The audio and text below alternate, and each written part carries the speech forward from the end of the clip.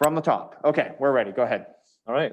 Well, thanks again for shifting the schedule around, because it is important to have time for questions, because at this point, there is still opportunity for dialogue. We're at the early part of the process, and what I'm here to discuss tonight is how do we do revaluations in town differently than the most recent time.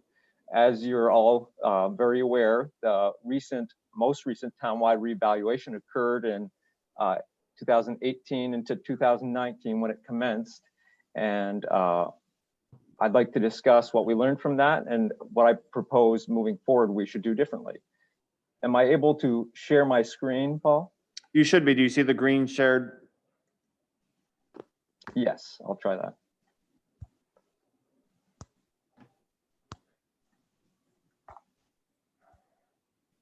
And can you all see the PowerPoint now? We can. We were. Sorry, I try to. Yep, I can see it all set. I think everybody can. All right. Let's see. So, without further ado, I'd like to set the stage by harkening back to the most recent townwide revaluation. What did we learn from that process?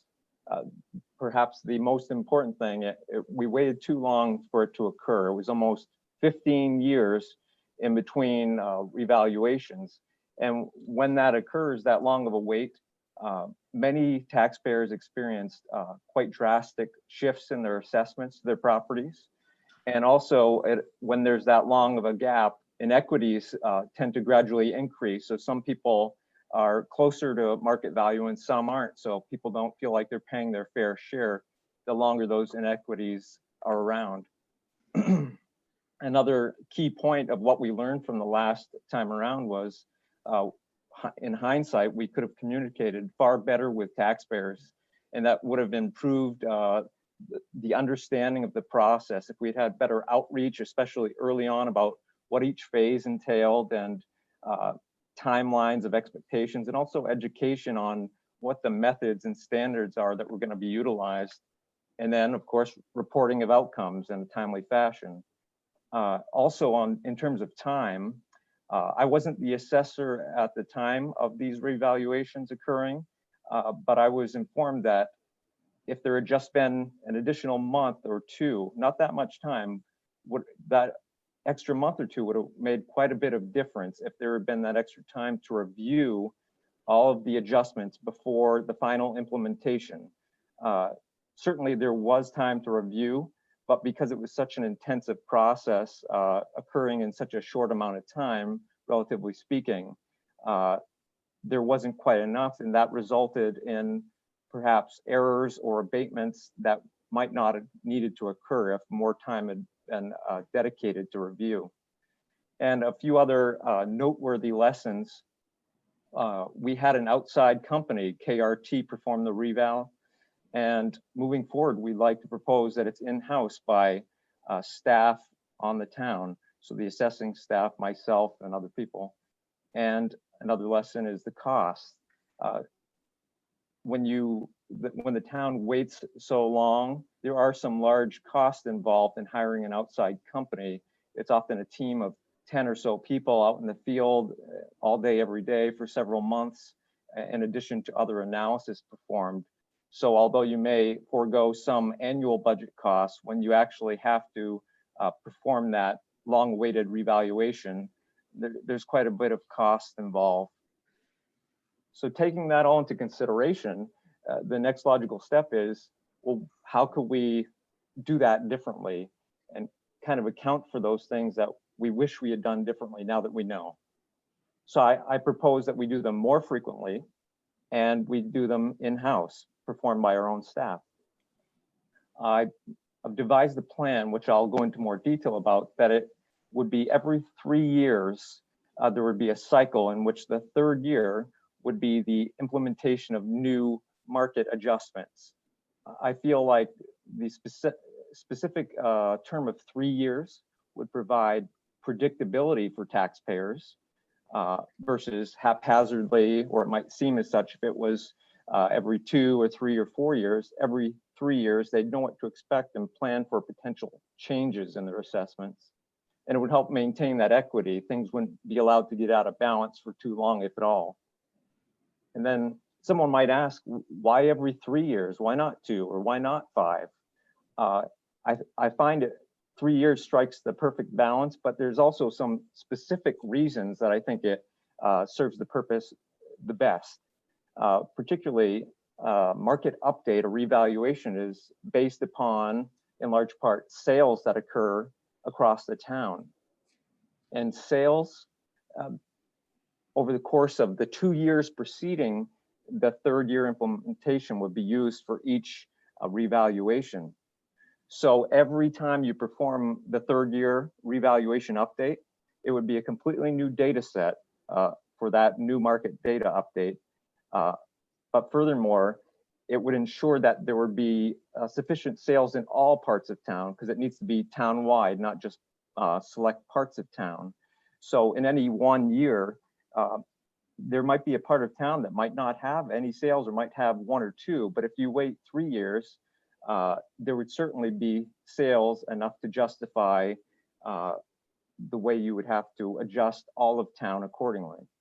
And furthermore, it will leave enough time for all the tasks involved, especially making sure the data continues to be accurate and methods are consistently applied, and to gather new information, including income data from commercial properties for that part of the analysis, and to communicate with taxpayers every part of the process so they feel like they can really not only be involved in the process if they wish, but be informed and have even more confidence that it's transparent along the way.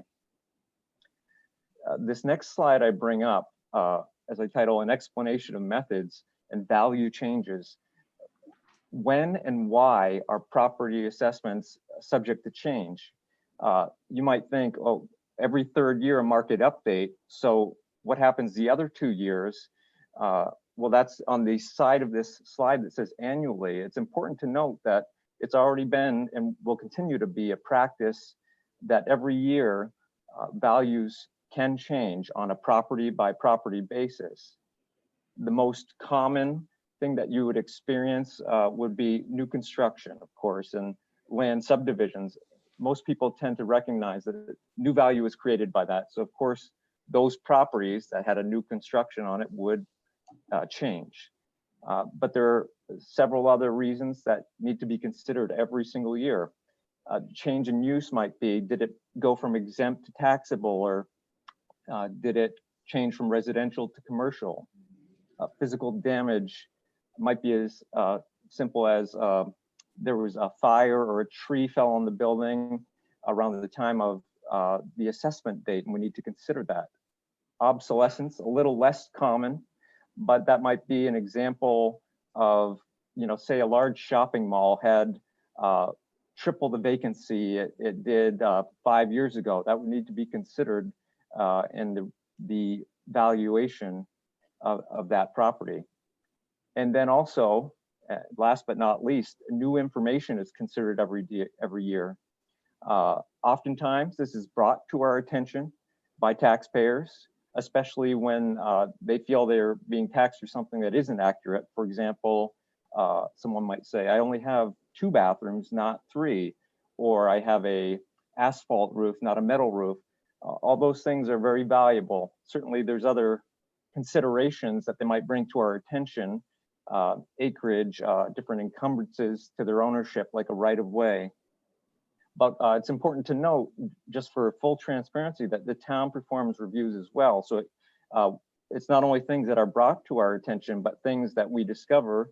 For example, if you share with me that your house is identical to your neighbor's, but they're assessed differently, and if they're literally identical, you would hope that they would be assessed in a very similar manner.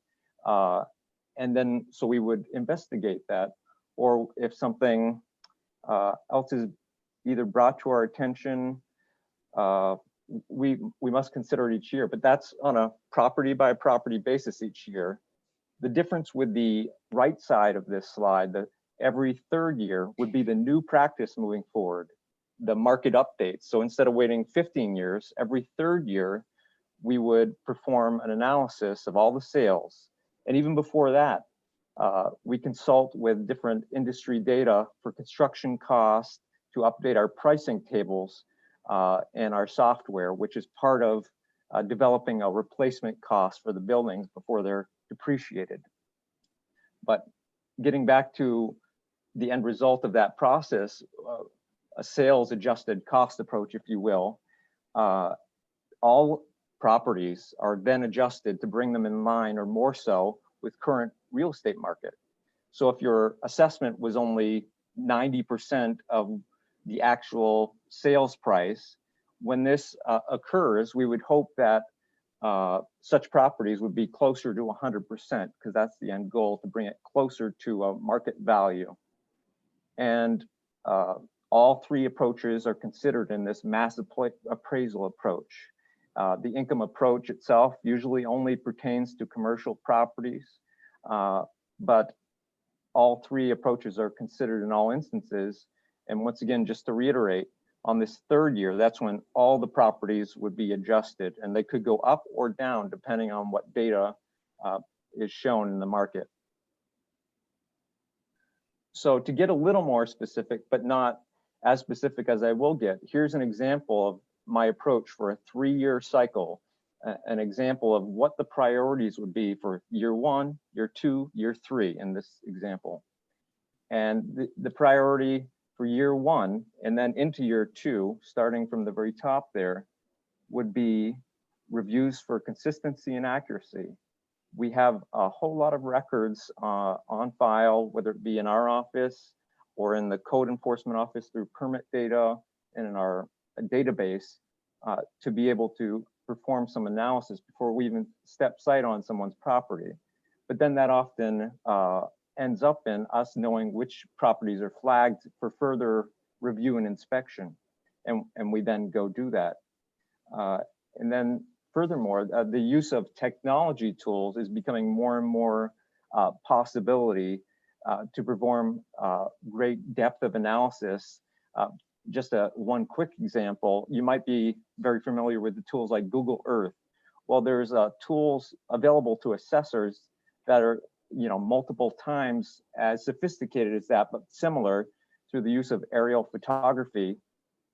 And I think that's, an example of the wave of the future that is not so far away. The city of Portland just utilized it in their revaluation last year. So instead of going out and measuring each property by hand with several people over the course of months, they were able to use this technology to flag maybe hundreds of properties at first that required the in-person visits. So that's just an example. The first year and into second year, a review for performance and better accuracy of our records before we then update it.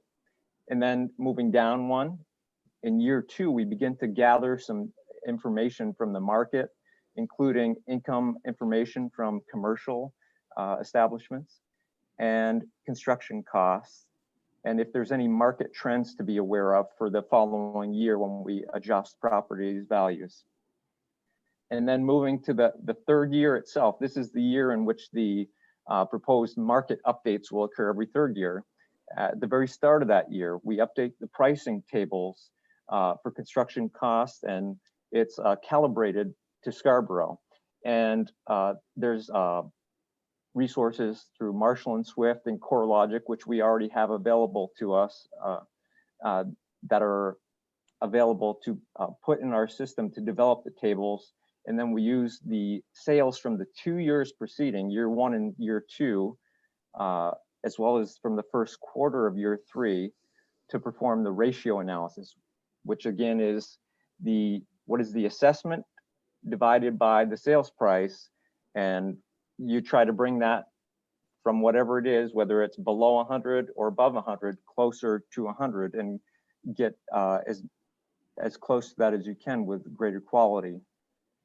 And then after you perform that for the first few months of year 3, you implement those adjustments, and you have some time built in, like I was saying before, for further review for careful consideration, so they don't see the light of day if there was any issues. You have time built in to review them. And then the final step of that process involves, as much as possible, several months early notification to the taxpayers, so they can review their preliminary value changes before commitment, well before, and schedule meetings to dispute anything or bring things to our attention. And then finally, it's important to note that everything of those lines I just mentioned are all tasks that would be new to the revaluation process in-house. But that doesn't diminish that every year there's normative annual tasks that would still be performed right along the way. So to hone in even more, the next market update I would propose and a plan for would be for the assessment date of April 1st, 2023. For those that aren't as savvy in the assessing terminology, April 1st in Maine is the state mandated assessment date of each year.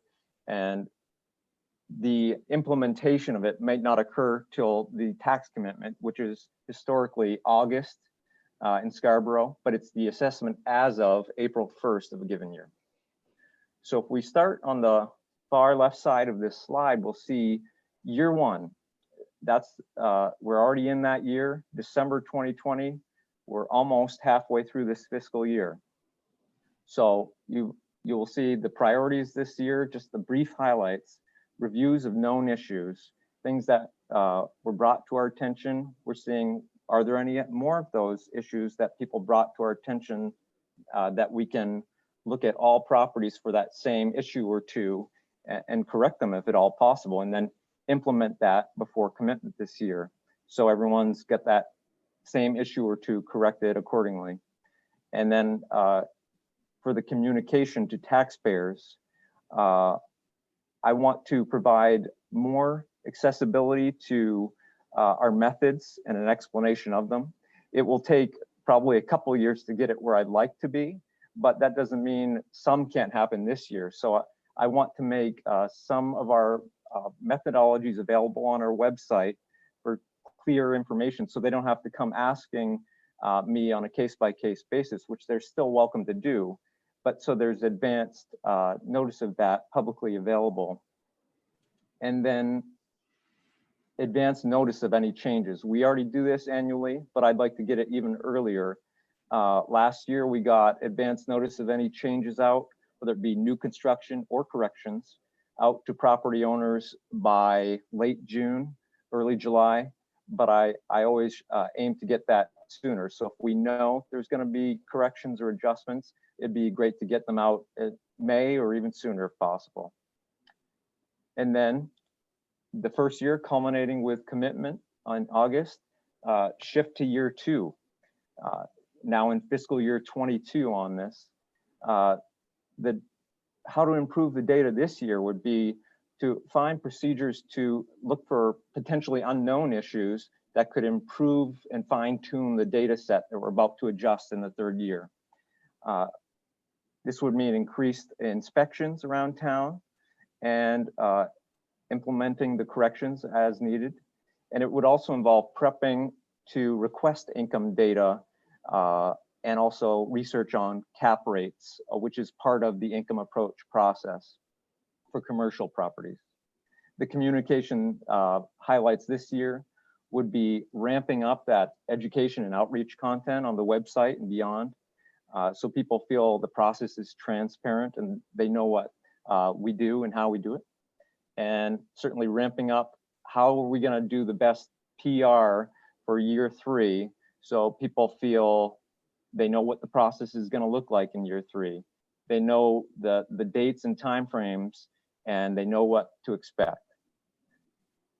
And then in year three, right after the fiscal year 23 commitment in August 2022, we begin the proposed first in-house revaluation year itself.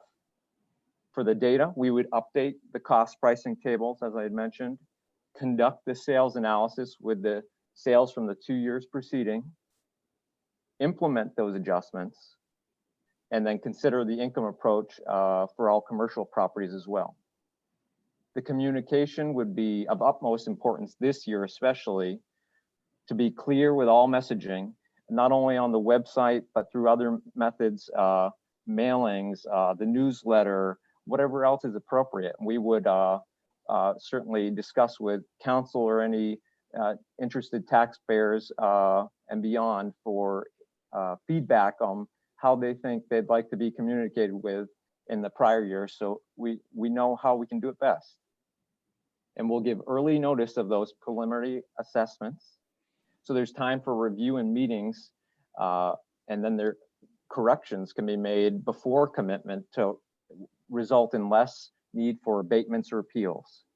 And last but not least, before the reval would be implemented, I devise ways for tracking all the outcomes, so people were aware of which implementations came from new construction, which came from corrections, which properties went up or down. I think to an extent this was done fairly well in the last revaluation. I was quite impressed, even though I wasn't the assessor yet. I'm a resident of the town. The incorporation with the GIS and different reporting that was occurring, but ramping that up based on feedback I've heard to include additional tracking methods along the way and making sure that was available to the public will be a high priority. I'm almost through with my explanation, but before doing so, I think it's important to note that taking on this new task load that was formerly farmed out to a company and now taking it upon our own town office here in the assessing office will require additional workload. I'm requesting or will be the projected need for a fourth full-time assessing staff person. We currently have 3 full-time staff members and 1 very limited part-time position that's mostly relegated to filing and has characteristically been budgeted for 10 to 15 hours, but that was vacant for quite some time due to COVID mostly, and it's hard to keep filled because it doesn't provide benefits.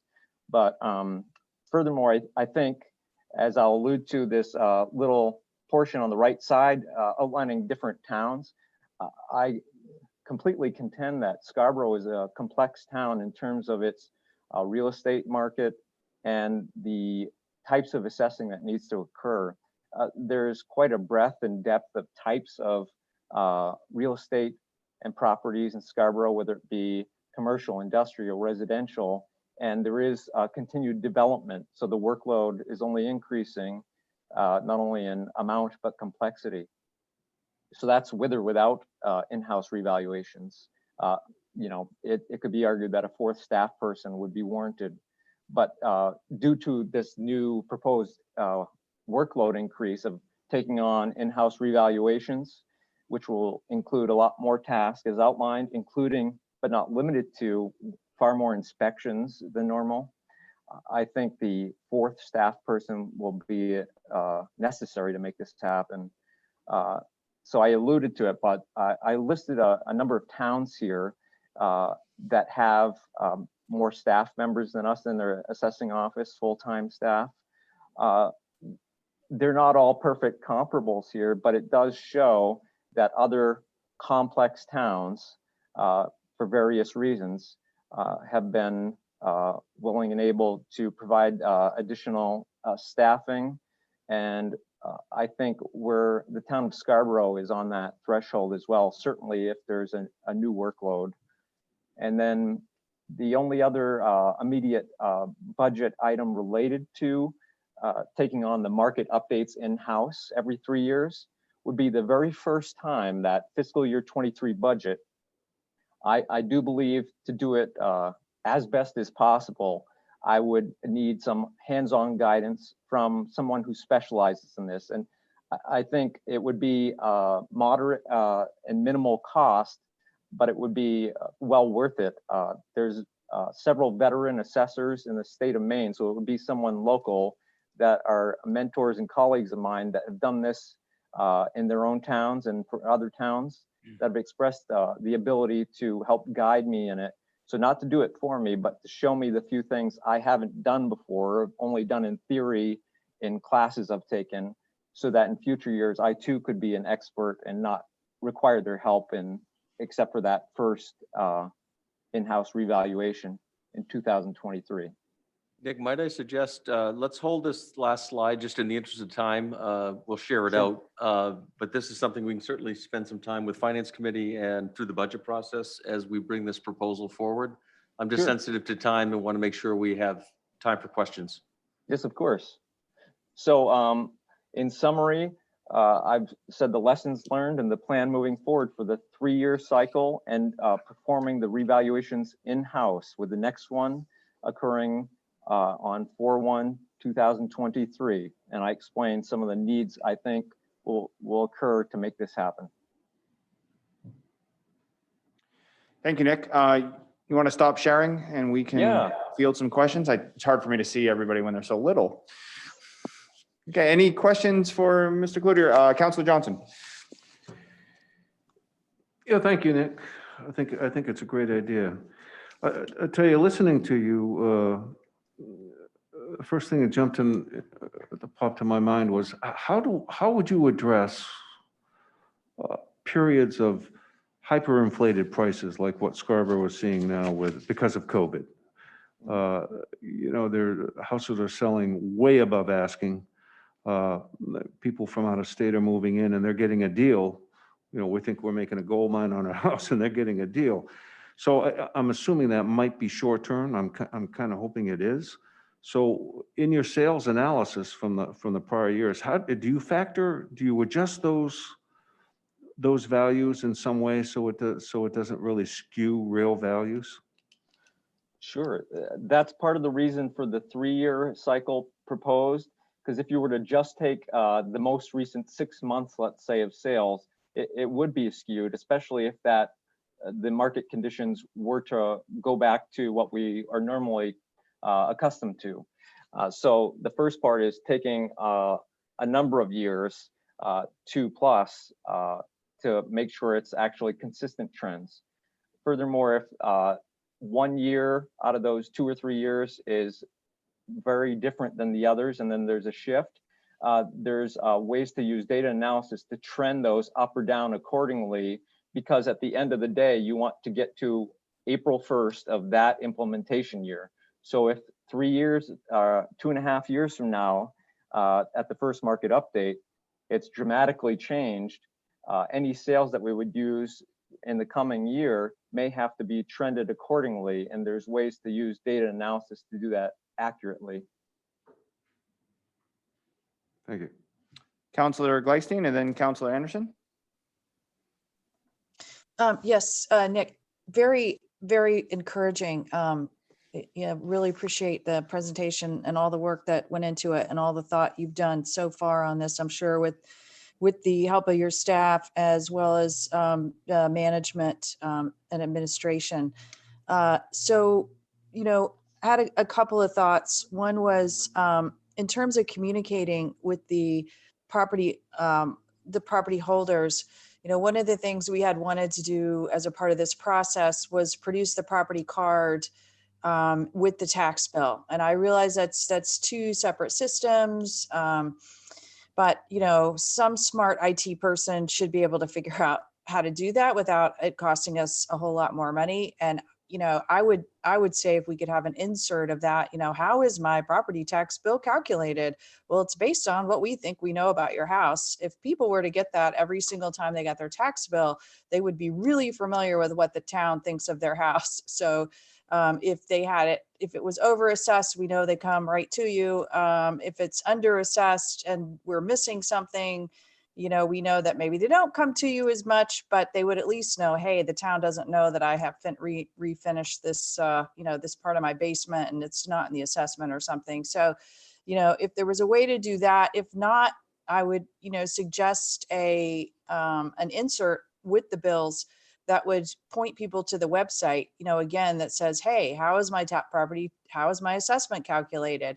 Well, visit this website and you can see your property card online. And, I think tying people understanding their property card and how they're assessed by the town with their getting their property tax bill is, especially since we already spend the money to do a mailing on that, is going to be one of the biggest forms of communication. So that's just food for thought. And then I think you're right. As the town grows, we're probably going to need more staff, even if we're not doing this. But I would encourage fellow counselors to be talking to residents. I think those of us, especially that ran a couple of years ago, of course, the revow was one of the biggest complaints and the unfairness of it. So I was very happy to hear you say you're going to be doing some data analysis, kind of at a metadata level, to see, what basically what Portland did was, they're measuring roof sizes, they're measuring lot sizes, and then they're saying, hey, why is this one next door to each other, with a very similar roof size and a similar lot size, so different from each other. So I think it's good that you're going to be looking at that metadata. I think that's outstanding. And I would ask the council and Tom, where can we go as counselors with state law? And I'm not saying we should go to these places, but I'd like to understand, where we can go. For example, in other states and under home rule, is this something that would be possible? You don't get, you cap the increase on property tax until the property goes to the next holder of it.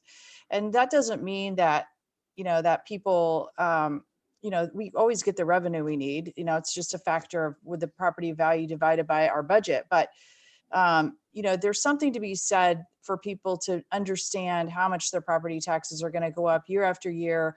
It would be a little bit of a rebalance sometimes to the new, from the new to the old or something like that. But I just wonder how much we can think out of a box as a council. I mean, one of the other things I'm wondering, and part of an ordinance, if we could do is, say, Nick, that you found out somebody's property value did go up, by 10% or more. Is there a way that we could say, look, we're going to cap this, for a year and then gradually increase that person's tax bill over, say, 3 years or something like that? I think we need to be on the cautious side, even because as Councilor Johnson pointed out, this 3-year average even is going to be a big jump, but then there could be a little bit more of a crash. And I think it is the state that also uses 3 years. So I think, I would love to see exploring through ordinances as well. What can we do to protect people from large increases, so that, and especially older people, so they don't lose their home. And I know Maine, has their say in it, and there's things that we might not be able to do by law, but I'd really like to see us explore some of those things if we have a general agreement that one of our goals is not to, is to keep people from, getting a 40, 10, 20, 30, 40, 50% tax increase, regardless of whether we're doing it every 3 years or not. I do think that this will help. So that's, those are some of my comments. And again, Nick, great job thinking through all of this. And I think it's a long time coming. Things don't always happen quickly in relationship to things that need to be heard, but I think it is a good message to really start getting out to the town. We heard you. There was a lot of problems with the reval, and here's the things that we've learned. So this is a great start, but I am with you, Nick. We all need to be challenged to figure out how do we get this message out more, because this is not really, I don't want to say it's not the interests of the town, because the town is going to get the revenue it needs to run the town.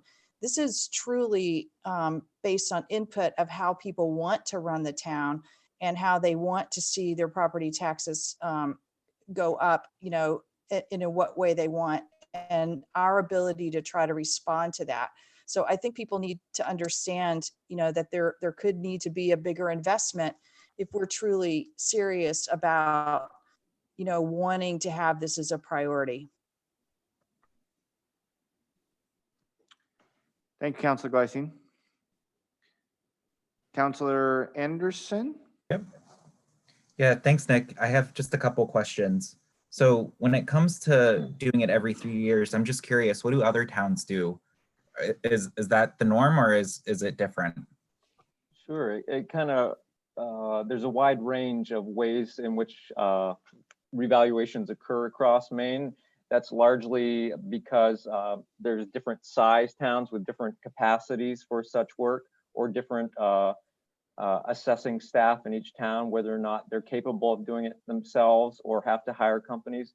I would say smaller towns can get away with doing it far less frequently.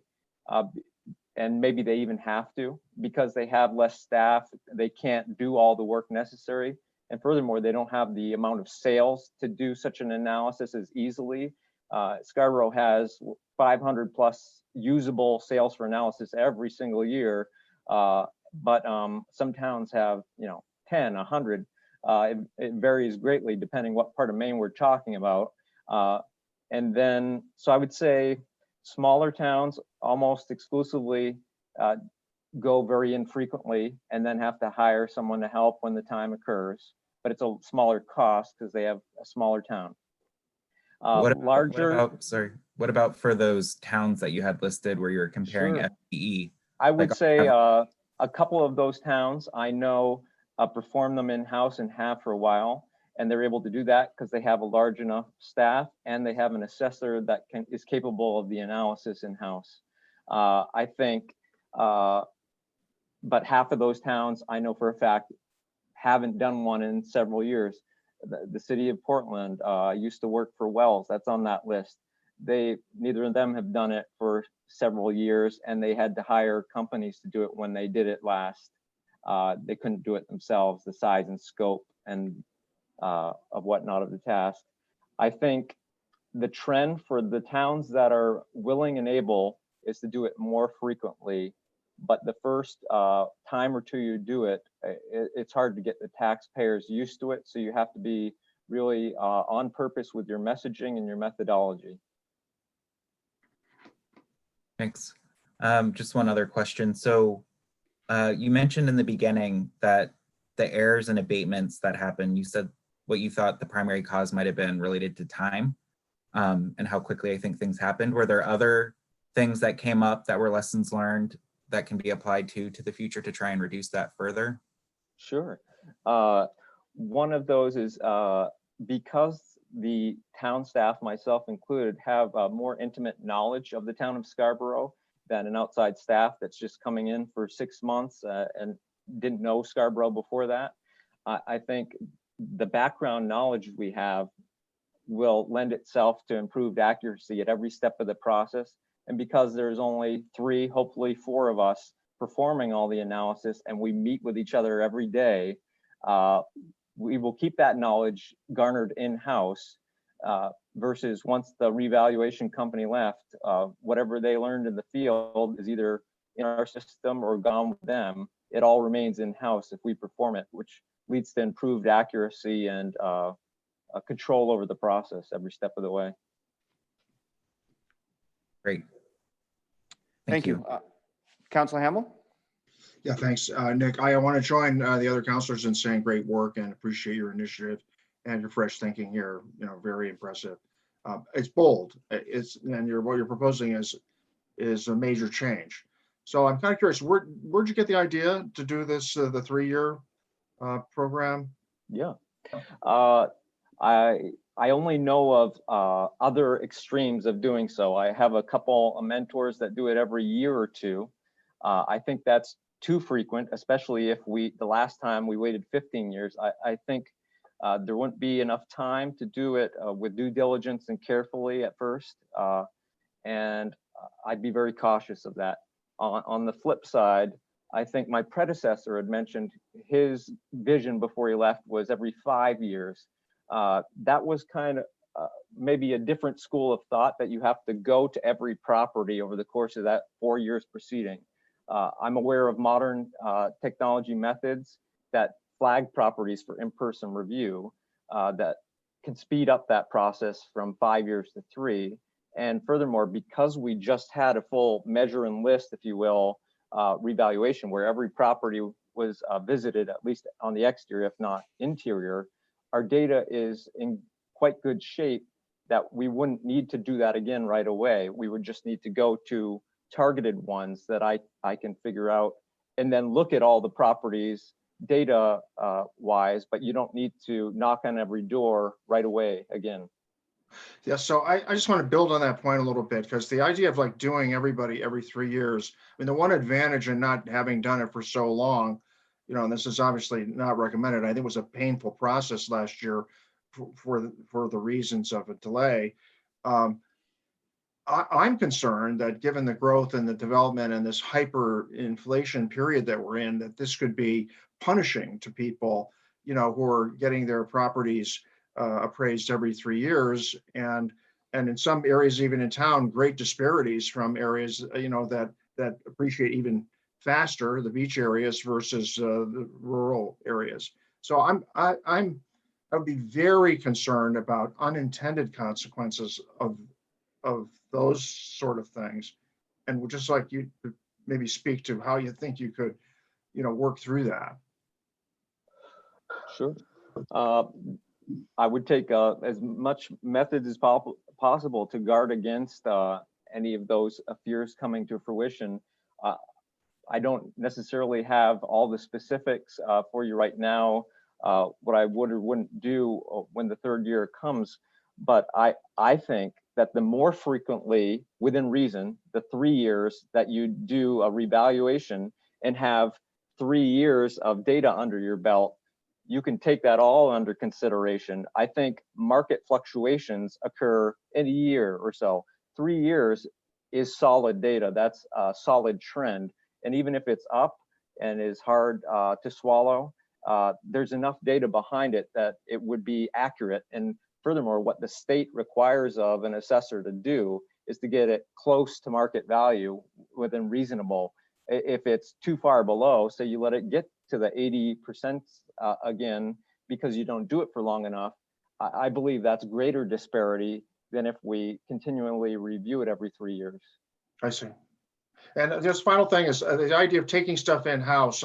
Based upon the amount of work you're talking, and I'd be the last guy to say, I think you're light on your recommendations, but I think there's a big risk there in terms of underestimating the work and the potential resources required in order to do all of those things that would represent new work. So I just, you know, and don't quote me on it, but that's an initial reaction that I had.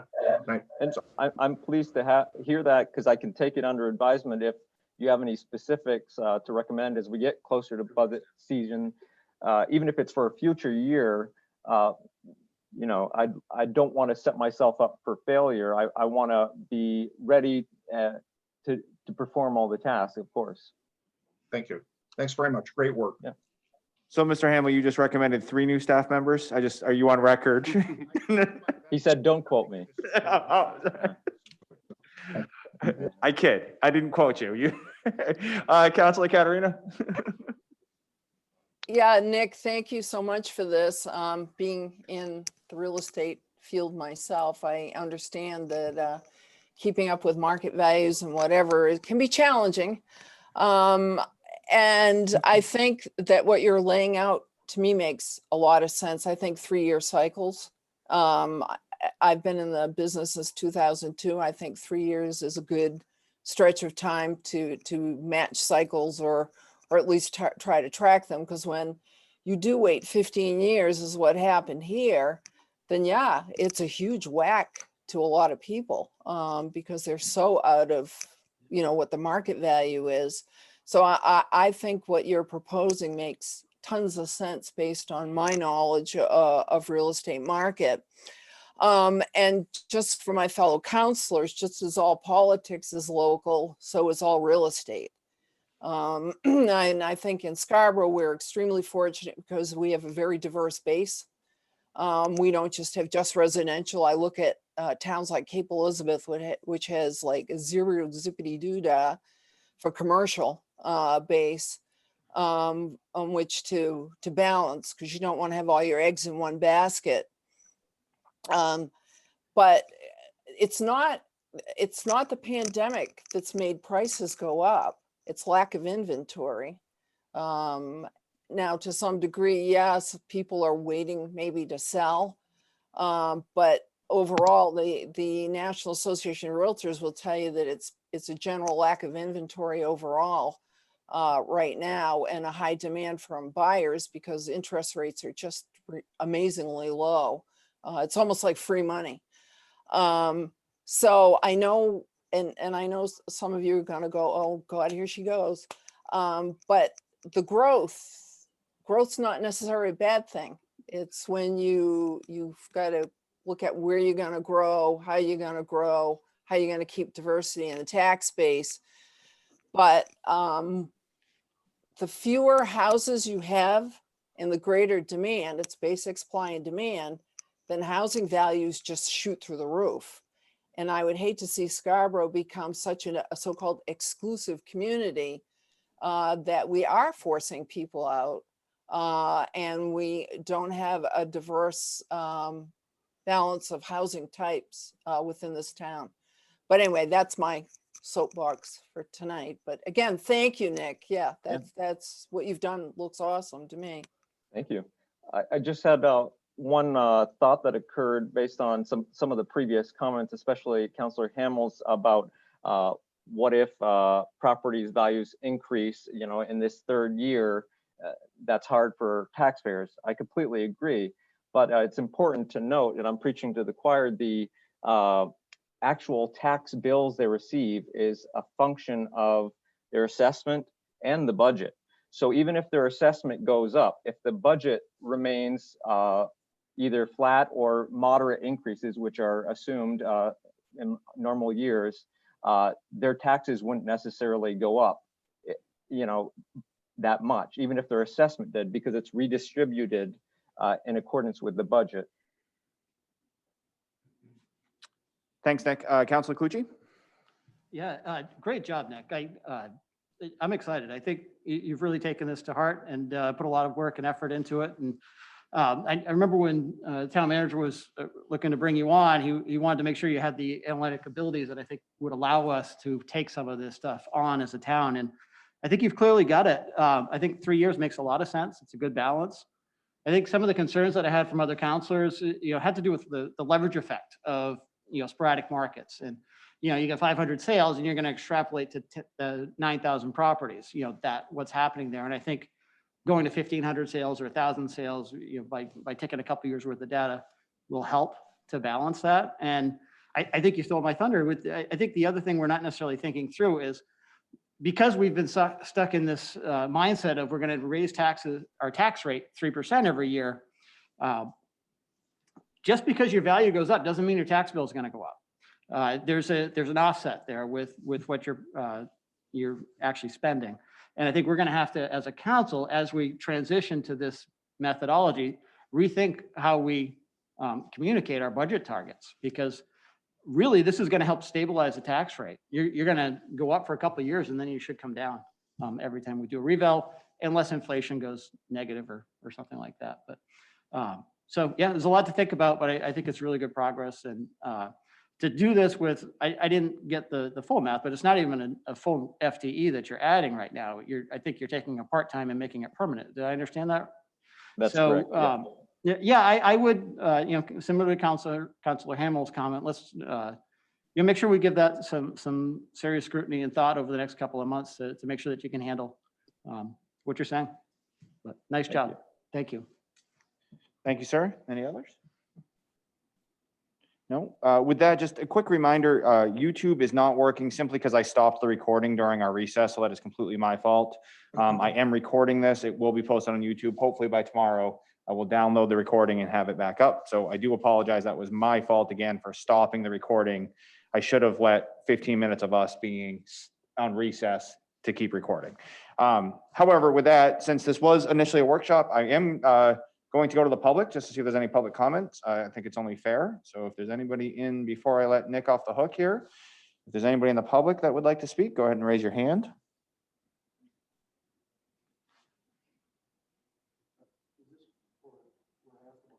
No, this is just for still what we're doing. Yep. but it'll be pretty quick after this. With that, Nick, thank you, sir, for the presentation.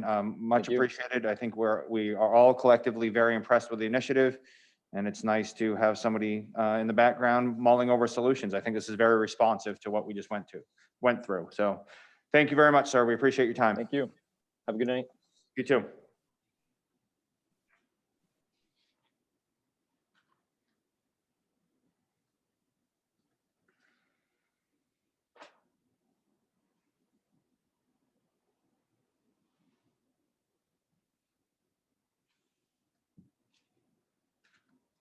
Sorry, I'm trying to remove him without kicking him off completely, and it's not gonna work. Yep. Sorry, Nick, you're going home.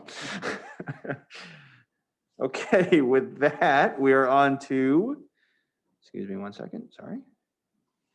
We're on to order number 2110. It's a 7 p.m. public hearing and action on the new request for a food handler's license from Robert Fortes, DBA Clean Eats, located at 30 Gallery Boulevard. Tody, you want to just let us know what this is? The completed application is on file. It's standard procedure. It is the location at 300 Gallery was formerly the Sweet Frog. So it's, and as noted in the memo from me, once the occupancy permit is complete and they've been issued, we will issue the license. So we're recommending that this be approved. Thank you. Do I have a motion? Public hearing. So Oh, I said moved. public hearing and action? Yes. Yep, public hearing first. Oh, okay. Yep, sorry. Is there any members of the public that would like to speak to this?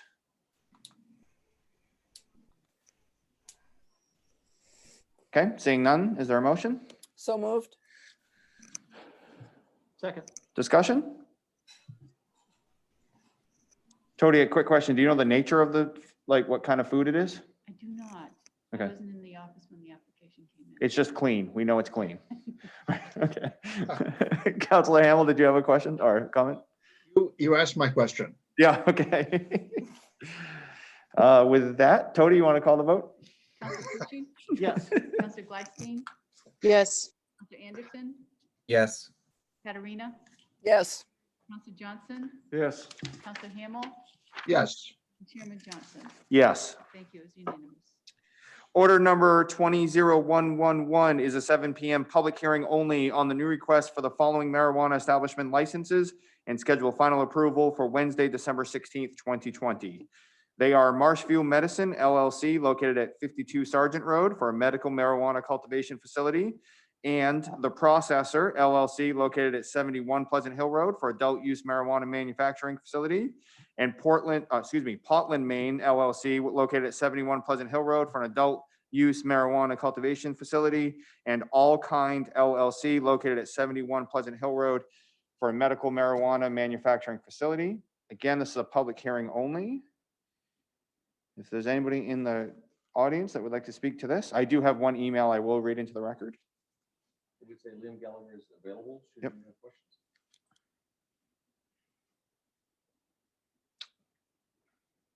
Liam, go ahead. Yeah, I don't have much to add on this. Just a note. I know we've been kind of providing a running tally of where our licenses are at. Again, these are essentially licenses through 27 through 31. Just the one other note I would make is that there is a license here that actually exists outside of the approved zoning. It has been determined to be a grandfathered use. So again, it is the first license we've had come forward that is really grandfathered. Thank you, sir. Any members of the public? The next one, I think. Are you here for 2 Rod Road? Yeah, it'll be the next item. Yep. Before I move on to the next item, this is a public hearing only, but I do have one email that was written that was requested to read into the record, so I will read it. It says, "Dear council members, we have been residents of Sergeant Road for 28 years and have enjoyed a quiet, private road, family neighborhood, peaceful living atmosphere. This was our primary reason for building our home on this road. With that said, we are not in favor of the prospect of a marijuana establishment on our road. First of all, we are a private road and the residents are responsible for the maintenance and possible liability of what may or may not happen.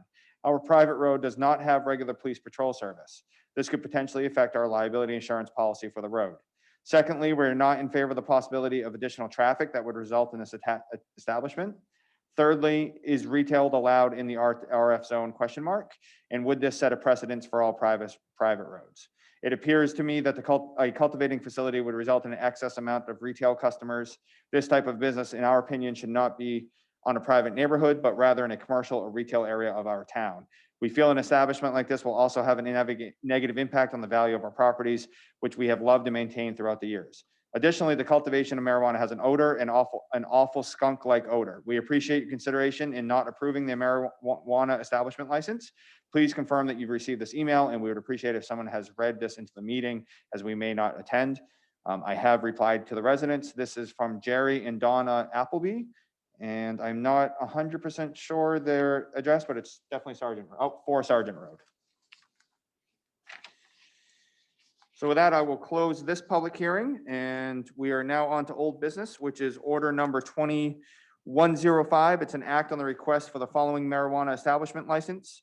Number 1, Nappy Farms, located at 165 Two Rod Road, for a medical marijuana cultivation facility, and Jesse Bell Farms, located at 165 Two Rod Road, for a medical marijuana facility, and Green Trap LLC, located at 10 Snow Canning Road, for an adult use marijuana cultivation facility. And before we put this on the floor, I will have public comment. So if you want to step up to the podium and just state your name and address. And I'll take some from the virtual world afterwards. Good evening. My name is Jeffrey Wall. I live at 4 Kennebago Drive. I'm a husband, father, grandfather, son, and a Marine. I've been thinking about this for some time now. I'm just not a fan of the behavior of what takes place at 165 Two Rod Road. The way I see it, people that live there are a disturbance and a nuisance to the community and should not be granted any sort of business license if they cannot behave professionally. I realized who they are when I received the letter from the marijuana establishment license that 165 Two Rod Road were the ones requesting it. I did not feel good about this. During the meeting on November 9th, I was able to see at the town council how the town council was addressed by the applicants. The banter and the constant misrepresentation of applicants during that meeting was not a clear picture of what goes on and is frankly uncomfortable. The applicants swore during that meeting and did not wear masks. They claim to be courteous and respectful and want to be productive people in the community, but are not able to be respectful in a town council meeting. Is this how they act during a meeting? Why do you think they would be respectful enough to run a clean and courteous business? I mean, who really swears at a meeting? If they don't follow the simple rules, how the heck can they follow more serious ones? I also do not find the continuous noise to be very disrespectful, and the odor that comes from the property to also be disrespectful. I'm not opposed to quiet enjoyment, but these people are disruptive. They're out there squealing their tires, shooting their guns. They actually have a police scanner and listen to the police department when they're doing things wrong over there. If they're responsible community members, why do they need a scanner? I find these actions should be rewarded, not be rewarded with a license. I've called the police on them countless times for disruptive behavior. They want to have this business, but in turn show lack of respect for authority and disregard for public safety. I'm in strong opposition of this and would very much like you to reconsider before you vote in favor of Nappy and Bell Farms petition. Please consider the safety of our families and our enjoyment of our homes when casting your vote. My neighbors are not feeling safe either. They are seemingly afraid for repercussions of speaking out for fear of retribution from the applicants. This speaks volumes to the character of the applicants. I'm confident that what I see is not good for a family environment or any environment. I would not be here if I didn't feel otherwise. Thank you. Thank you, sir. Yeah. Is there any others in the audience that would like to speak?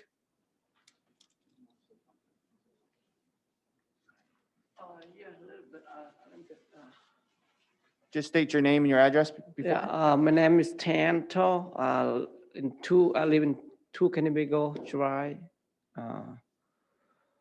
I would just say what he said on his letter is true, and I don't feel like, cause I have 2 kids and live close to those house like 165 2 roads. So I don't feel safe for my kid that go around that area, and I don't want to witness what's going on in that house. That's what I want to say. So. Thank you. Yeah. Are there any other members in the audience online that would like to speak? Just go ahead and raise your hand and I can bring you in.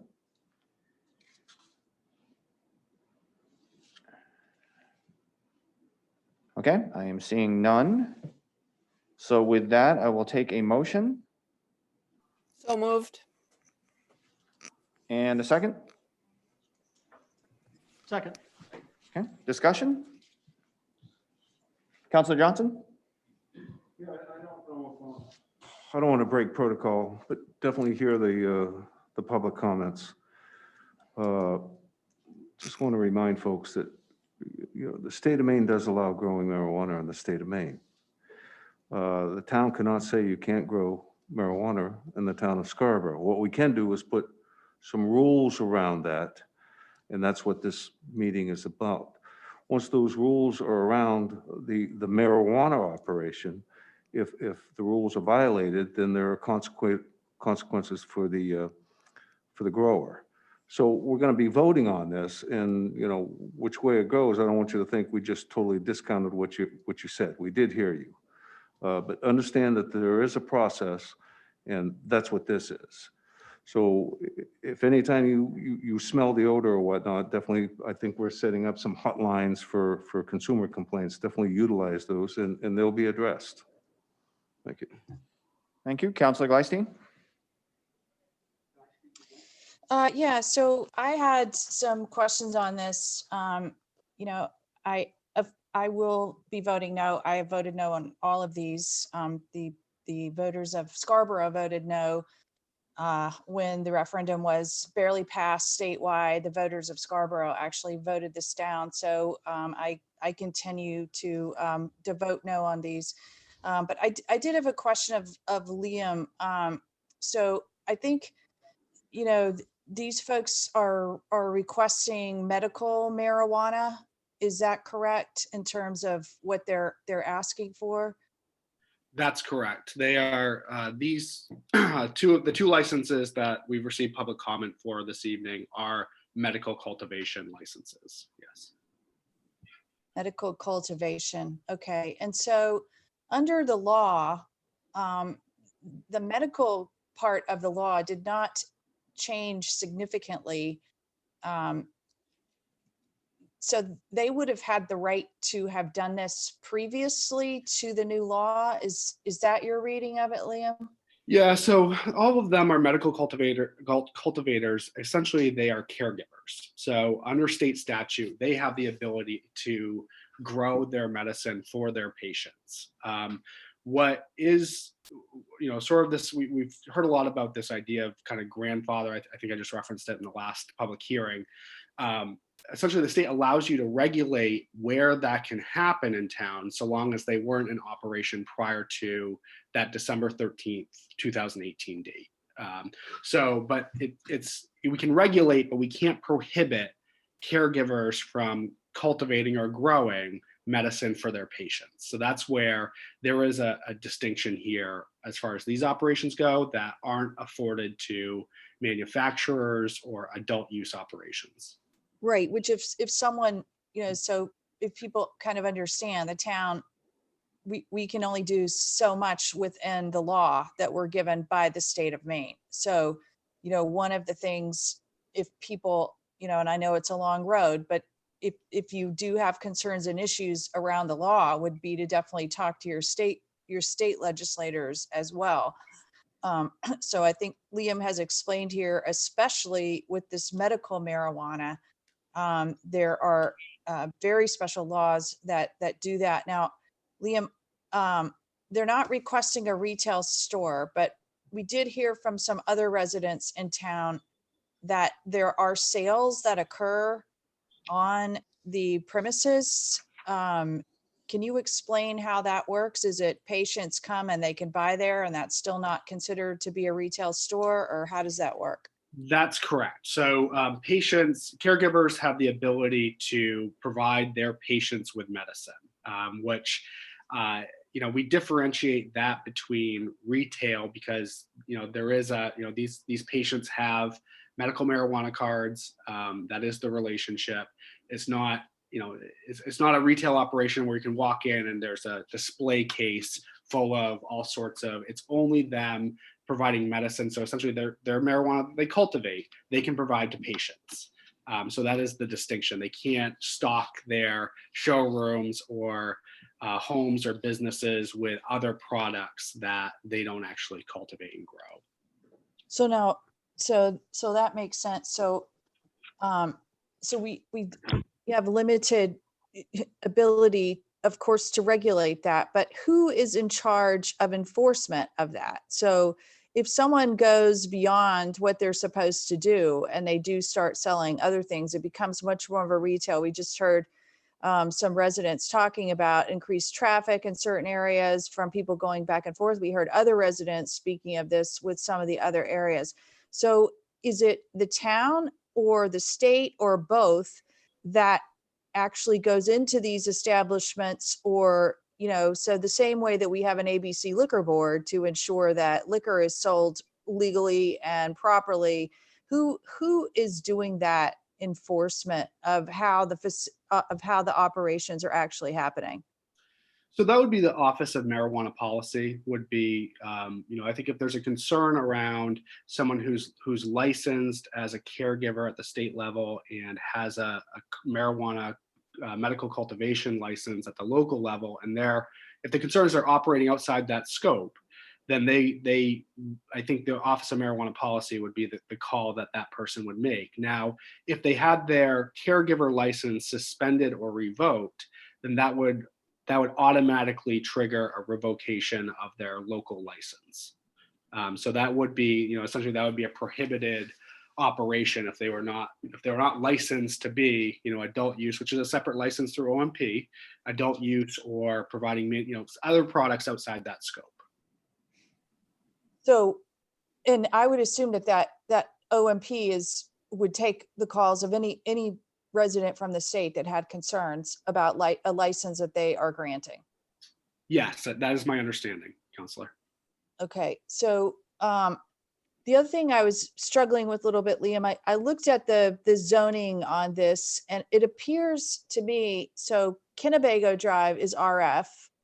And so in terms of the applicant being able to convert or apply for an adult use license, they will be able to do that at 165 Two Rod Road. Is that correct? Because that's light industrial. It's not rural, even though right across the street it's RF.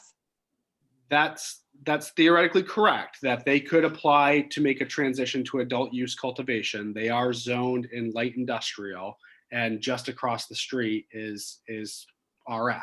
So that is where the line is. We did have some discussion at the on-site visit about that. I haven't, again, for whatever it's worth, I haven't heard from these particular applicants that they're looking to make that transition, but in the event they were, and it was going to be some sort of expansion that the council had concern with, that would, require a separate license and another discussion. So the only other thing I saw in the zoning here, and I have no idea if this would apply at all, is that it appears that they could be very near or in a stream protection 2 overlay. Is that something that was pursued, or is there any ramifications of cultivating in a protected area? I think the only thing I guess my initial response to that would be that as, in the performance standards under section 10, there is an obligation to treat any water required or any sort of byproduct required in the cultivation process adequately. So I think in the event there was a concern around dumping wastewater into a near, that would be where the performance standard I think trigger. That's my initial reaction, that's where we But have. do we know specifically, I mean, no, we don't have Jay on the line. And I've tried to research this a little bit, that what this stream protection 2 overlay actually does. Maybe, do you know, Tom? I'm afraid I don't. What I can say is we do have the zoning administrator as part of the inspection team. And so I think we have to have confidence that his contribution to this review is reviewing the sorts of things that you're just referring to. I'm sure we can get staff here to give you a very specific answer on that overlay zone. But I'm confident that we have staff looking at those details as part of the overall review of the applications. Okay, great. But I'm assuming that if the residents in the area had additional outreaches they wanted to make, that they could talk to the EPA, or, you know, maybe start with our own zoning, but talk to the EPA to better understand, you know, the ramifications of the area, whether there's any environmental concerns on this. Certainly, my expectation, Councillor Gleisten, is a resident would more than likely and should be encouraged to call us, and we can assess the situation and refer as appropriate. So Okay. I fully expect that we'll be on that, you know, maybe the first call they make. So, and then my other question is, and, you know, I have no direct knowledge of this, and so I want to be very careful because it's not my intent to disparage anyone. But one of the residents speaking tonight mentioned calls to law enforcement. How is that taken into account? I don't know that we account for that in terms of giving out licenses in Scarborough. I'm not even sure we could, since this is medical marijuana, but can you explain what that might look like through the review process, Tom? I suspect Liam can be more clear. I suspect Liam Gallagher can be more exacting, but I think it has to do more with criminal history of the applicant than it does complaints that may be generated from a particular place of business or residence. Yeah, that's correct. We do have a member from the police department who actually evidently serves, he's been assigned to the MDEA, who does review all the applicants, and they effectively run background checks on the applicants to ensure that we don't have any documented bad actors with questionable criminal histories. So that is part of the review process, in addition to the police department liaison reviewing the security plan. And I would assume the OMP does that as well. That's correct. I believe that all felons are prohibited from being caregivers. I believe that is a standard. Right. So I have one more thing. I want, the residents to understand, I think other people said, we hear you, this is complicated law. We continue to look into everything that we can do as a town to make sure that this works for everyone. But as you can see, there's a lot of layers to this, and a lot of it starts at the state level. So I would definitely encourage you to reach out to your state reps. I think it's good in a way that the state decided to get towns involved, because it gives you a little more avenue to work with your local officials, which I highly respect and recommend. But on the other hand, in some ways, people have come to think that, we can do more than we can. So I'm not kicking the ball down. I'm always willing, open, and ready to talk about this and to help any way that I possibly can. But I would encourage people to also reach out to their state reps. Councilor Hamel? Just a kind of clarifying point. I think that Councilor Johnson mentioned this at the very beginning, and we've sort of been in this difficult spot of not really being able to enforce anything until businesses are licensed. So I know that's been the case with odor. I think in these particular group of licenses, there have been other issues raised that have to do with disturbing the peace and so forth. But isn't it true, Liam, that we really can't do anything until we get past this point? And I know that's a very difficult thing to explain to the public, and I feel extremely uncomfortable with it. But Can you just help reinforce that point again? I know that Councilor Gleisten highlighted a lot of things that we can't do and what the state ought to do and where they ought to go, but can you just draw us back to the beginning here and just reiterate that for everybody? I think that, again, I think just to underscore the challenge of, again,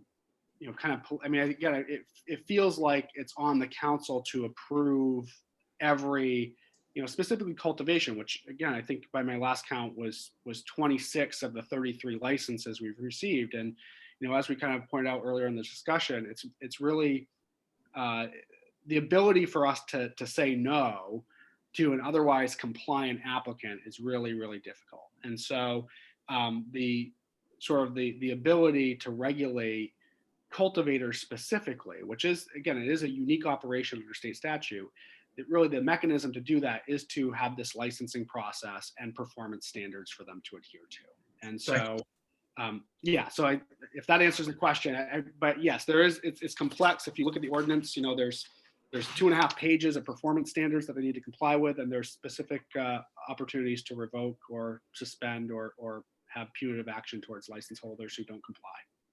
Thank you. Thank you very much. Liam, just to piggyback on that, so it's almost like we're up here saying there's quote nothing we can do about it. We have to approve these, right? So I guess the question is, if we decide to then revoke the license, is that the end of the game, or is it still quote nothing? What clout does us revoking a license have if we quote have to approve them, right? So. Yeah, I think that's where the fine line between regulation and prohibition, right? It's essentially the state statute says you can't, prohibit otherwise compliant medical cultivators and caregivers. Okay.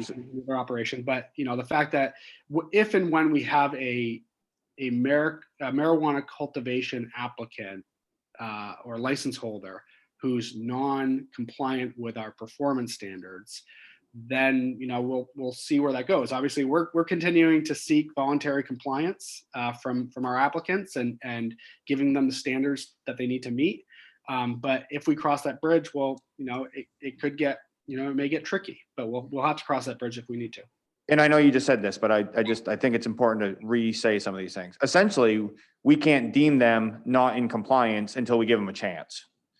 Correct. They're not subject to performance standards until they have a license. Yep. And this applicant that's before us has checked all the boxes. So until they've proven us otherwise, they're compliant, but they could be out of compliance starting tomorrow. That's correct. And I think that's been if you recall, the prevailing legal guidance from town council was that, if they meet all the standards of eligibility in the ordinance, then the council shall grant that license. Now, they start not conforming to the performance standards, and that's a different conversation. Okay, thank you. Councilor Anderson? Yeah, coming in relatively new to this, I know you guys have been talking about this a lot longer than me, and it does feel complex. And I'm less concerned about what our ability is as it relates to controlling marijuana in Scarborough, because it sounds like from what's been shared, it's really kind of not something we can tightly control. But my concern is more about what I'm seeing and hearing, where it seems to be there's residents and these small business owners that are having conflict, and that I think is something we can address and think through what we do. And I know we have our January workshop to hear a little bit more from what's been going on with odor. And I just would like us to think a little bit more about what are some solutions we can do to address that, because I think that to me is the concern I'm seeing that's bubbling up. And I'd really like to make sure we talk as a group about what we can do to address that. Thank you, sir. Councilor Johnson? Just to end it on this, I actually was part of the on-site inspection for that facility, to let you know. And because I had heard the comments from the first hearing. And I spent the whole time with my nose to that ground, and I understand what marijuana smells like. Grew up in the 60s. And I tried my best to pick up on something, and I really couldn't. So then I go into the facilities, and there was 170 mature flowering plants that were overpowering in the building. But with the doors closed and the mitigation system they had put up, there was no odor that could be detected at that time. So if you do smell it, there's, like the town manager said, pick the phone up, call the town, say, hey, the odor's bad, and somebody's gonna go out and look at it. And I strongly suggest, if you have some time, the other counselors do that, because here we are, we're grappling with the abstract. So go see one, walk through one, see what the operation is. And it makes the vote a little bit easier when you raise to, to agree or disagree, if you've actually experienced it. Thank you. Councillor Gleisteen? Yeah, I just want to clarify one thing based on what Councillor Anderson said. So when I say there's little we can do, and I think Paul made a great point that now for medical marijuana, before the law was passed, we really had no role whatsoever. Now we do have a regulatory role. So there's a little bit more that we have with medical marijuana. With adult use, the council voted to opt in for 3 parts of adult use in Scarborough. So that could be overturned and adult use could be taken away in Scarborough. So we are not under legal obligation. As long as the state law doesn't change, every municipality has the right to opt in or out to adult use. And so I just want to be clear on that. The medical marijuana, that part of the law was already in place. It was largely untouched. We did gain a little bit on that side. I'm not saying we are going to go back and change the ordinance and opt out of adult use, but we certainly have a right to. And I think when it comes to the adult use licenses, we probably can give them more scrutiny in terms of, this one may not be one right now that is a good idea to approve. So the law is very complex. It's very complex, is even more complex because they left a lot of the medical marijuana laws in place. Then they put some things over, a whole new set of the law with the adult use, and then there's some overlap between the two. And then on top of that, they gave the towns the ability to pass an ordinance, opt in and out. And then if they opt in, they can do quite a bit of regulation. So it is very complex. And then the licensees themselves have a lot of regulation. So I just didn't want to leave the impression that there's nothing we can do about any of it, because there is. I just wanted the residents tonight, because of the tax this 65 road has applied for, there's less that can be done by the town council because it is a medical marijuana facility. Thank you. Yeah. Councillor Calucci? Yeah, I just wanted to add some comments, but we've talked, I think, a lot about how the council can't do this or can't do that. And I just don't agree with that. I think you're going to see later on, I bet Betsy's going to vote no. We have the ability to vote no, but then the applicant also has rights and they can challenge that decision. And what we're opting and what seems like the most logical path for us is we're going to try to regulate it and put the performance standards in place. And if that doesn't work, if that's unacceptable to our community, then we can try another path, right? And there is going to be risks and pros and cons of that. But this seemed to be the most logical path for us, is let's get these guys licensed, in aggregate, and let's see how it goes. And if it doesn't go, then I think we're ready to pivot course. So I just want to add that. Yep. Thank you, Councillor Anderson. And then Mr. Wall, I'll let you speak one more time after Councillor Anderson. You just have to. I just wanted to ask Liam, so far of the 31 that have been processed of the licenses, how many of those are actually for adult use? Are they all for medical marijuana? Yeah, good question. I have my my spreadsheet right here. So again, the numbers are, we have 2 more that will represent batch 7. So bear with me, as those ones haven't even come before public hearing, but let's presume that they do. Of the 33 total, 5 are for adult use cultivation, 21 are for medical cultivation, 4 are for adult use manufacturing, and 3 are for medical manufacturing. And I know that Councillor Gleisteen's asked in the past about a running total of fees. And again, this doesn't include application fees, it's just license fees, again, presuming that all of them are granted, but the running total of revenue would be $63,750. Thank you. Thank you. I'm going to give the resident would like to say one more word, and I'll break protocol and come on up here if you'd like to one more time. Or, yep. Thank you again. Yep. So when I was here last time, the applicant stated in his remarks that he was involved with the law. Now, how he passed a background check kind of confuses me. I did talk with Brian Longstaff that he mentioned that he went and had an inspection of the property. And, you know, I'm sure there's a lot of things they're doing right. I'm not trying to say they're not, but the things they're doing wrong are highly noticeable. And, you know, we have little kids around there. I mean, I'm not the only one. And there's people that are afraid because they're out there shooting their guns and they're not, it's not like they're behaving, because they're not. And, you know, from my perspective, we have kids. I mean, you can say whatever law you want. If you're going to be a cooperative citizen, be a cooperative citizen, you know? I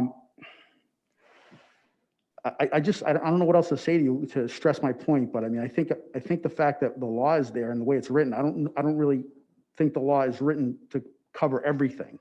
But what I do feel is that some of these things should be taken into consideration when you make your vote tonight. That's all I'm trying to say. All right. Thank you very much for allowing me to come back up. Sure, absolutely. Just since you mentioned it, and I don't want to belabor the point too much, but Liam, is it, I assume the background check is a felony that's disqualifying, not necessarily any sort of. Well, Yeah. I guess I can't speak for what the specifically, but you know, they do a cursory look, and anyone who appears on the application, whether it's an LLC, there is a requirement to provide everyone who's a part of that. You know, any concerns have been flagged to the degree that we actually had one applicant early on who I don't even think that the person had been charged yet, but we are aware, due to where that officer sits in his regular everyday role, that there would be something problematic potentially coming down the pipe.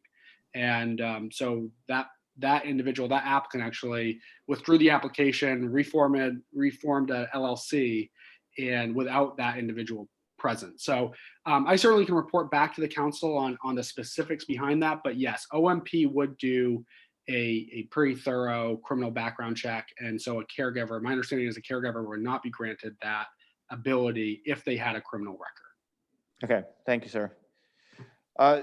So I just, for a point of, for the council, I did just ask the town manager to get us some sort of report out about any sort of, how many police phone calls have been at that address.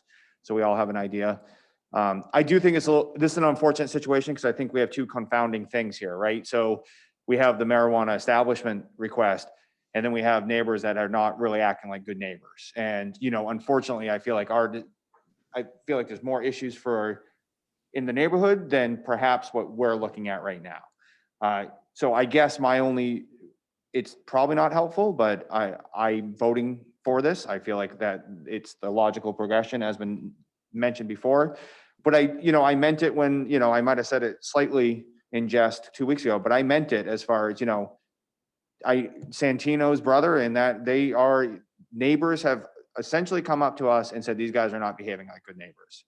So a surefire way to make your business be the center of attention, and for us to look at the business to say, how do we prevent this, is for them to keep being yahoos and doing all of the other stuff that is shining a light on their business. So if they're smart business people, perhaps they'll change their behavior. I'm not saying they are. I don't know them. But I do know that it's probably in their best interest to keep to cultivating marijuana and leave the extracurriculars aside. So I don't know, but I hope that these two issues that are kind of intertwined, perhaps it will lead to a better behavior outside of the cultivation. Maybe I'm being optimistic, but please know that when you're saying these to us, we're hearing you. We are purposely trying to lay out a plan. I invite you to come back in mid-January. We're having essentially a workshop to now assess where we are to see how it's working. And I hope we get all the abutters from all of these different facilities to lay it on us on how it's been going for the last couple of months. Because that's when we're going to start saying, okay, we have 40 people that are licensed. How is it going? So those are my final comments before I vote. Is there any other final comments before the vote's taken? Okay, Tony, with that? Councilor Clucci? Yes. Councilor Gleifstein? No. Councilor Anderson? No. Councilor Katarina? Yes. Councilor Johnson? Yes. Counselor Hamel, Yes. and Chairman Johnson. Yes. Thank you. The motion Thank you, passes. guys. Order number 2112 is an act on the request to conduct all public meetings virtually until further notice. This item is sponsored by myself.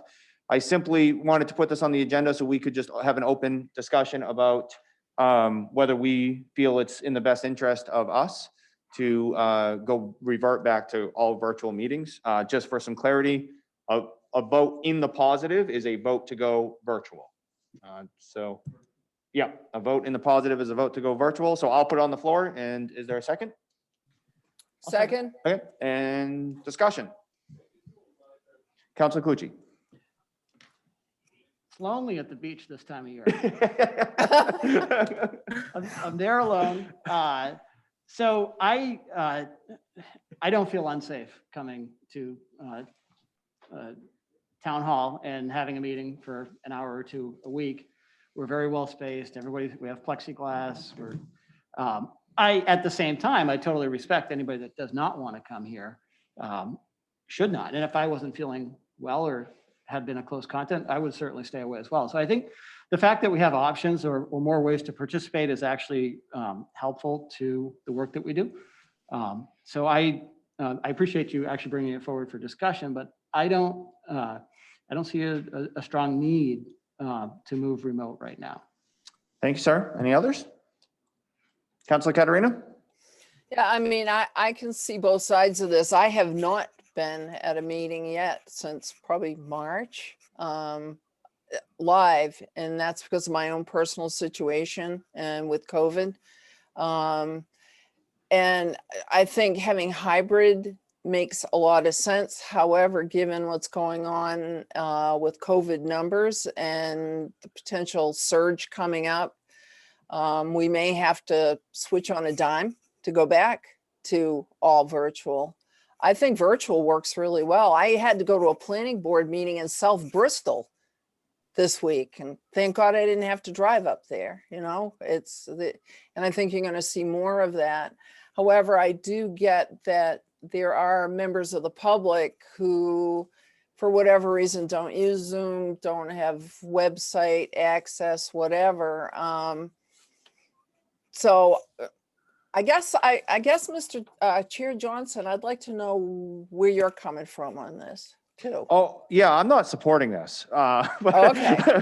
I was just curious. I'm like, where's this coming from? Well, yeah, fine. I'll give you a little bit more background. When we first went all virtual, the governor declared a state of emergency, Right. and Tom was making lots of decisions with Don and I, input, and then kind of trickling it down through the council. And I just thought, if really the COVID situation has changed, but really the state at which, we're still under a state of emergency. So not but it has changed to trigger us to go virtual, right? It can't get any more severe, so to speak, for us to go virtual again. So I just thought it was a good public discussion. I know a lot of counselors has opted to stay virtual, and I respect that. But I just thought it was a good discussion for us to have. And frankly, I wasn't 100% sure where the rest of the council was. I didn't want to continue to have this hybrid model if 4 counselors thought that it was inappropriate. So that's why I'm bringing it up. Yeah. Okay, thank you for answering that for me, because I mean, as long as I can be virtual and not feel like if I'm the only one being virtual, then I'm being an oddball, but I haven't felt that way at all in the whole time. Yeah. So, I mean, I'm fine with the hybrid, but. That's good to know. And that's the type of stuff I just wanted to say publicly so the public would understand what our thought process was. So, Councilor Gleisian and then Councilor Hamel. Yes. So I think the hybrid virtual is great. And I think we would not be able to accomplish it without, there was work that was done, by town staff, and especially you, Paul. I think that you're very adept at running it. I think if you were to leave us to our own devices, if you had to be out for a meeting, I'm not sure how it would go. I just think we're fortunate that we've been able to get all the technology to work thanks to town staff, and that you are you're very adept at doing. I know you do it for classes and all that, but you're quick, you're good at it. So I really appreciate it. And I think that's why we've been successful at the virtual and the hybrid, quite frankly. Thank you. Yeah, Counselor, thank you. Counselor Hamel? Yeah, I prefer the hybrids, but I'm virtual for the moment. And, if that's, that's the mode we're going to be in, I'm in support of that. I thought there was a benefit, like Paul had described, to have a conversation about it. And I think in the past, as a town, we've done a good job of staying ahead of the curve in terms of erring on the side of caution. But I think that we're achieving that, and using our own good judgment. So I'm okay with the way things are. Okay, Counselor Anderson? Yeah, I'm good with the hybrid approach, but I think to Jean Marie's point, just keeping an eye on what they're saying, because they are talking about a potential surge over the next month or so. So I'm less concerned about what we're gonna do in perpetuity, but like, what's the indicator that we're gonna look at to say we should go virtual? And I don't know what the answer is to that, but I feel like right now it's working, but when we get to a certain point, it might not be the safest thing to do. And so I don't know if Tom or somebody can think a little bit about that, like what might be the right indicator that we want to look at in terms of what's happening in Scarborough or Maine or wherever to kind of make that call that we should do virtual. Yeah, I must say I was a bit apprehensive coming back, coming away from virtual, though I really loathe Zoom meetings ad nauseum. I was concerned about it, but I must say the experience so far, given the public attendance and those that are actively participating in the meetings, it's been sparse enough, and we've been able to very comfortably follow all the appropriate guidelines. And so I think I'd feel far differently if we didn't have that level of comfort. So you have my assurance that this is of the utmost importance to me, and I'm watching it very closely daily for my staff, and I'll be certainly advising if I see something that we should do differently. A big part of what we're doing here is modeling good behavior to our residents. And so I think we can do that through this approach. I must say, I think it works best when 3 of you are virtual. It gives us that much more comfort and space here. So I would make that request that if we can do that, I think it's ideal. Workshops begin to get a little more challenging, but we found ways to work through that. So I assure you, I'm attentive to this, and I will speak up if I feel as though I should. Tony, did we paint ourselves in the corner? If we shoot this down, we can't bring it back up. Should we table it actually because of the way it's worded? Or does that make sense? Because we're about to vote no to go virtually, but do you know what I'm saying? Should we would it make sense procedurally to actually table it and bring it back up if we need to? I think you said until further notice, which suggests Okay, that there are. So it's okay if it goes down. Okay, all right. I just wanted to make sure we didn't accidentally. Okay, with that, I think I'll take a vote. No. Counselor Gleifstein? So this is a vote of whether we want to go all virtual. Correct, yes. And yeah, a no vote is pretty much to stick as is. Okay, no. Counselor Anderson? No. Counselor Katarina? No. Counselor Johnson? No. Counselor Hamel? No. And Chairman Johnson? No. Motion fails. The first agenda item I've ever put on the agenda for myself just went down. That. See, I might be good at running these meetings, but I can't get anything passed. Okay, item number 10, raise your hand if you have a standing or special committee or liaison report. Counselor Katarina. Yeah, had a sustainability committee meeting today, which was really good. It was a good conversation regarding where we're at. Of course, Governor Mills just presented a whole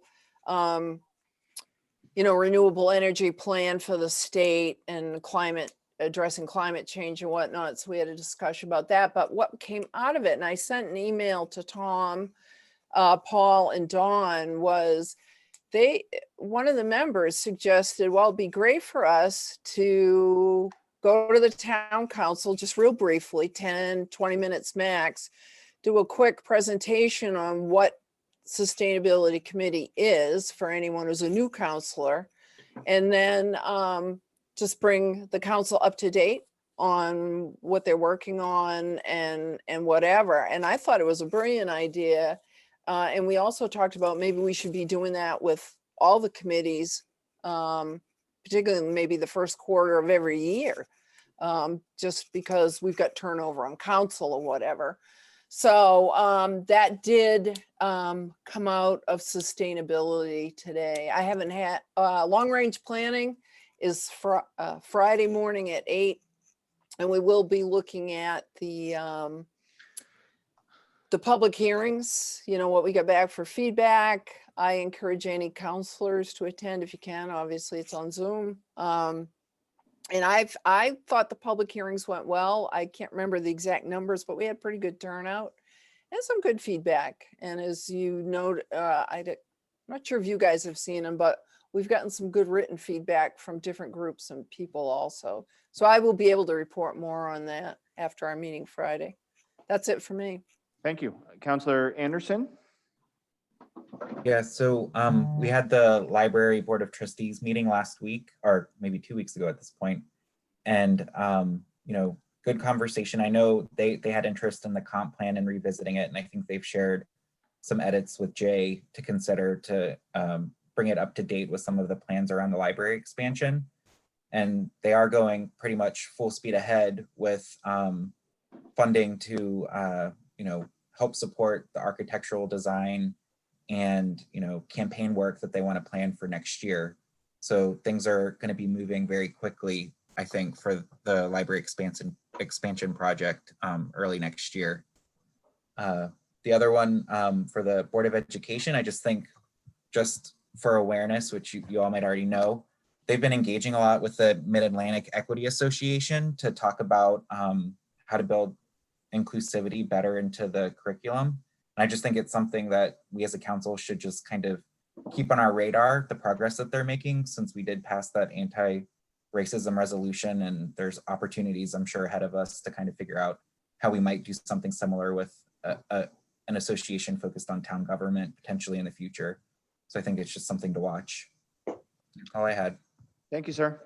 Any others? Counselor Cucci? Yeah, just we're going to have our first Finance Committee meeting on December 15th at 4 o'clock. I'm hoping that it'll be relatively light. We're going to talk, review our charge. We're going to talk about some goals for the committee. And we'll also be talking about the town purchase of the Masonic Hall. So, and I'll be soliciting feedback this week for other recommendations for topics, but just a heads up that we're going to be getting things underway. Thank you. Any others? I'm going to briefly, I'm just repeating what Tom said at the top, but I just think it's worth repeating because I know we've had some moving parts with the schedule. So December 9th, it's important to realize that start date of that is 5:30. So December 9th, the start date is 5:30. That is our regional transit workshop. As Tom alluded to earlier, me, Tom, and Don met with Christina Egan of GPCOG and Chris Chop of PAX and GPCOG today, just to discuss what we wanted to take away from the workshop. Overall, I'm actually really excited to have this workshop because I feel like we don't have many no pressure situations just to kind of learn about something. So this is, I'm excited. I think we're all going to find this pretty fruitful, and I think it's going to lead to some good conversations down the road. Again, what we added to that workshop would be a discussion at the end, once our guests have left, a discussion at the end of the Masonic Lodge purchase. Clearly, the Finance Committee will go through the numbers and some of the uses, but we thought it was important as a council to publicly discuss this, particularly the nature of it being relatively quick and it just being mentioned by the town manager. We thought it was important that the public heard us discuss it. I know you know all this again, but please bear with me. December 10th, 6 p.m., not 5:30, 6 p.m. is the comp plan workshop. That will be a 2-hour comp plan workshop that will be chaired by Mr. Anderson. And December 16th is a possibility for the Masonic Hall vote. So I just wanted to, I know Tom said all those, but it's always worth repeating. I'll also drop that in my chair's report that hopefully I'll get to you guys by tomorrow. I don't have much in the chair's report. I'll spoil alert. There's not a whole lot of new stuff in there. It's just what I just said. So our meetings recently have been very heavy on comp plan, strategic timeline discussions, and essentially everything that we've been openly dealing with the public here. So Item number 11, councilor comments. Anybody? Councilor Katarina? Yeah, just very quickly, I wanted to thank Project Grace. They did an awesome job. I believe it was 1,200 meals that they served for Thanksgiving dinner. I know I purchased some and I was one of the sponsors also of the dinner. But it was amazing how they did it and it got the meals out. I also wanted to give special thanks to our community resource officer Greenleaf and Sergeant Thibodeau from the police department on Thanksgiving Day, I believe it was. They went out and delivered meals to people who weren't able to pick them up on Wednesday. And they also, we had, I forget how many meals there were left over. I want to say 30 perhaps, because they always made extra just in case. And they delivered them to the homeless who are just out on the streets of Portland. Don't tell the Portland City Council that. I think that's a violation of one of their whatever, but yeah, I ran into the two of them at the drive-through at Town and Country today, and they told me about doing that. So I just think that's an awesome thing that we do as a community. The meals were free. You didn't have to pay for them. A lot of people do. They do a donation, but they're free for anyone who wanted one. So kudos to Project Grace for pulling that off. And just as a quick aside to that, and I know people want to get out of here.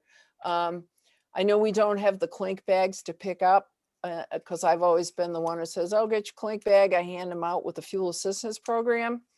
But you can get tags for fuel assistance program, Project Grace Fuel Assistance, by going to Clink or going online to Clink and getting them for your own bags if you do Clink. And that would be awesome because I know a lot of people in town do that. I do that. But if you've missed them not being at town hall, please don't not give, particularly the fuel assistance program for the winter. So that's it. Thank you. Any others? None? My quick comment is I think when Don and I got reelected chair and vice chair, there was a comedy of errors. Don wasn't there. So I never publicly thanked the council for their trust for a second year of Don and I's leadership. So I just wanted to publicly thank everybody for trusting me one more year of relentlessly emailing you. So Thank you. yeah, so it was a bizarre 20-minute meeting we had that just all the cadence was thrown off. So I just realized I never publicly said thanks. So with that, well, as Betsy said, who else can run the Zoom? Not yeah, right, that that's right, that's no. the way Oh, trust me, I'm well that's aware part of of what, yeah, I'm well aware it's a lot less about trust than just Zoom. I get that.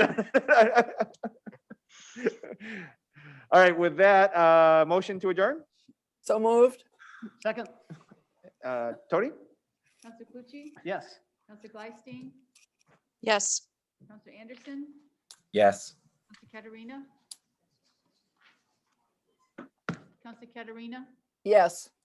Counselor Johnson? Yes. Counselor Hamel? Yes. And Chairman Johnson? Yes. Motion passes. Thank you. Thanks, everybody.